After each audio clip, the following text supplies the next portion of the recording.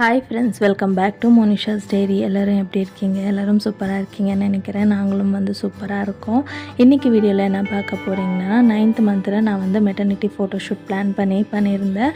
அதுக்கு என்னென்ன ப்ரிப்பரேஷன் நாங்களே பண்ணோம், எப்படி சிம்பிளாக வீட்டிலே பட்ஜெட் ஃப்ரெண்ட்லியாக நாங்கள் ஃபோட்டோஷூட் பண்ணி முடித்தோன்றதை நான் டீட்டெயிலெல்லாம் ஒரு சின்ன சின்ன கிளிப்பிங்ஸ் எடுத்து வச்சுருக்கேன். அதை அவங்க கூட ஷேர் பண்ணியிருக்கேன். ஸோ தட் யாருக்காச்சும் யூஸ்ஃபுல்லாக இருக்குன்றதை தான் நான் ஷேர் பண்ணியிருக்கேன். ஸோ ஃபுல்லாக பார்த்துட்டு யூஸ்ஃபுல்லாக இருக்கா இல்லையன்ற கமெண்ட்ஸில் சொல்லுங்கள்.